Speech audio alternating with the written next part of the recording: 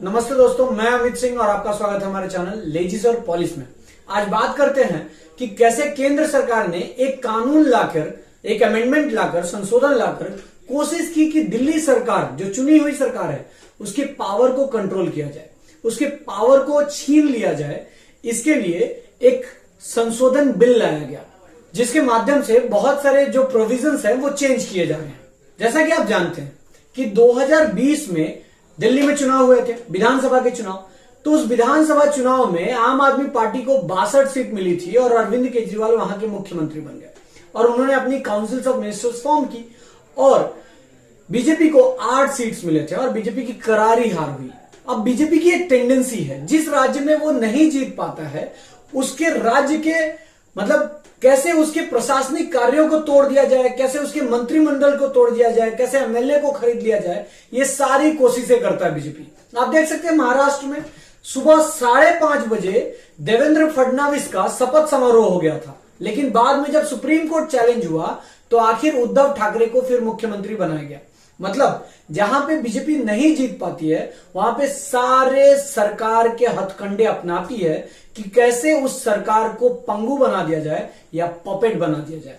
ऐसा ही ठीक कोशिश उसने दिल्ली सरकार के साथ भी की। दिल्ली विधानसभा की चुनी हुई सरकार के साथ भी बीजेपी की सरकार जो केंद्र में बैठी है उसने बिल्कुल ऐसा ही खेल खेला।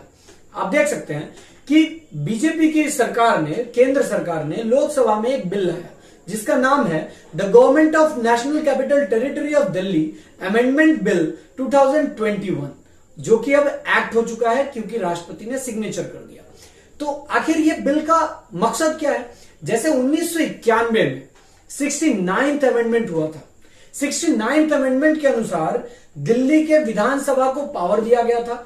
विधानसभा को पावर दिया गया था कि वो अपने रूल्स खुद बना सकता है। अपनी कमेटियां, अगर किसी मुद्दे पे इन्वेस्टिगेशन करनी है तो अपनी कमेटी भी खुद बना सकता है। और वहां का एक मुख्यमंत्री होगा जो सारी चीजों को चलाएगा।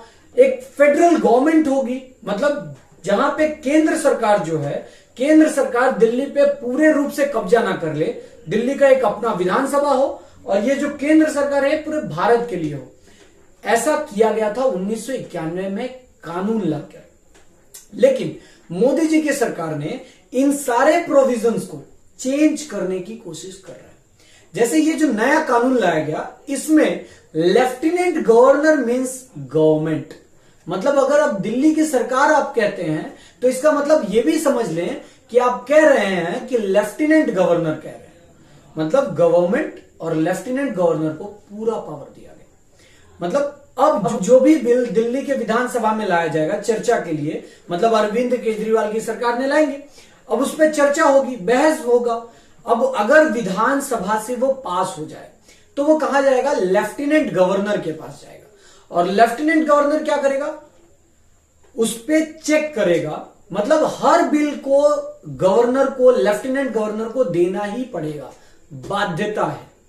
वर्ड्स यूज किए गए हैं shall be, not may be. May be का मतलब होता है ये बिल उनको दिए भी जा सकते हैं या नहीं भी दिए जा सकते हैं। अब क्या होगा कि दिल्ली विधानसभा से जो भी बिल पास होगा वो एलजी के पास जाएगा।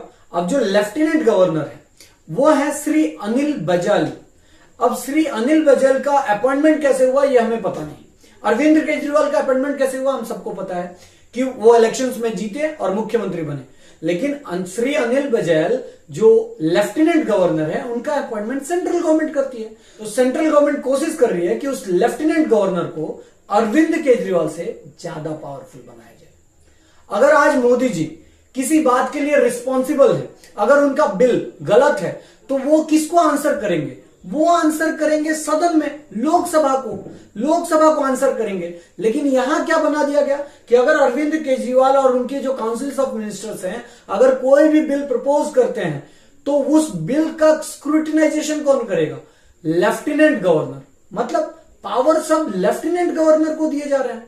लेफ्टिनेंट गवर्नर अब हर मुद्दे में इंटरफेयर करेगा और लेफ्टिनेंट गवर्नर उस बिल को होल्ड करके रख सकते हैं या राष्ट्रपति तक दे सकते हैं। तो राष्ट्रपति का भी जो अपॉइंटमेंट होता है सेंट्रल गवर्नमेंट के जरिए होता है। लेफ्टिनेंट गवर्नर की भी अपॉइंटमेंट सेंट्रल गवर्नमेंट के जरिए होती है। मतलब कहीं ना कहीं सेंट्रल गवर्नमेंट कोशिश कर रही है कि इन गवर्नर्स और प्रेसिडेंट को मिलाकर दिल्ली सरकार पे कंट्रोल किया जाए।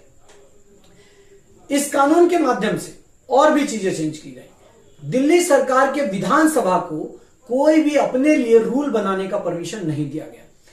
कोई भी कमेटी नहीं बना सकती। जैसा कि हम जानते हैं कि लोकसभा की अपनी अपनी कमेटी होती है, public accounts committee, standing committee, अलग अलग कमिटीज होती है। वैसे ही हर विधानसभा अपने लिए अलग अलग कमिटीज बना सकता है, अपने लिए रूल्स बना सकता है कि वो सदन कैसे काम करेगा, कैसे डेली बिजनेस फंक्शन करेगा, कैसे लिस्ट छापेगा। ये सब कुछ एक विधानसभा को पावर दिया जाता है। और जैसे पश्चिम बंगाल के विधानसभा या अलग अलग राज्यों के विधानसभाओं को यह पावर दिया गया है या पहले तक दिया गया था। 1991 का जो कानून था उसमें ये पावर दिए गए थे, लेकिन 2021 में जो कानून लाया गया है मोदी जी की सरकार में, ये पावर छीनना चाहता है। मतलब अगर अब अरविंद केजरीवाल या उनकी काउंसिल्स ऑफ मिनिस्टर्स या दिल्ली का विधानसभा कोई रूल्स बनाता है या कोई कमेटी फॉर्म करती है तो वो वॉइड माना जाएगा, जीरो माना जाएगा, उसकी कोई वैल्यू ही नहीं होगी। मतलब एक चुनी हुई सरकार अपने लिए रूल्स या कमिटीज नहीं बना सकती। कहा गया कि ये जो रूल्स और कमिटीज बनेंगे ये लोकसभा के रूल्स के अनुसार बनेंगे। मतलब लोकसभा जैसा तय कर देगा वैसा चलना होगा। ठीक है सर, तो आप ये बात समझें कि लोकसभा में कौन बैठा है, बीजेपी की सरकार, और विधानसभा में कौन बैठा है, दिल्ली के विधानसभा में आम आदमी पार्टी की सरकार। तो ये किसी न किसी रूप में कोशिश कर रहे हैं कि कैसे दिल्ली सरकार को एक पपेट की सरकार बनाई जाए। मतलब ये डेमोक्रेसी को खतरा है सर। डेमोक्रेसी का मतलब होता है जैसे अरविंद केजरीवाल को उस 2 करोड़ लोगों ने चुना है, उस मुख्यमंत्री के पास पहले ही पुलिस की पावर नहीं थी, अब उसको रूल्स बनाने का पावर नहीं है, अब अपने विधानसभा के रूल्स बनाने के लिए पावर नहीं है, विधानसभा की कमिटीज बनाने के लिए पावर नहीं है, और जो भी विधानसभा में बिल पास होगा वो लेफ्टिनेंट गवर्नर के पास जाएगा। जबकि सुप्रीम कोर्ट ने पहले बहुत सारे केसेस में यह ऑब्जर्व किया है कि लेफ्टिनेंट गवर्नर एक अपॉइंटेड हेड है, तो अपॉइंटेड हेड है तो सारी पावर उनके पास नहीं जाती है, उनके पास पब्लिक ऑर्डर, लैंड या पुलिस से रिलेटेड मामले ही जाने चाहिए।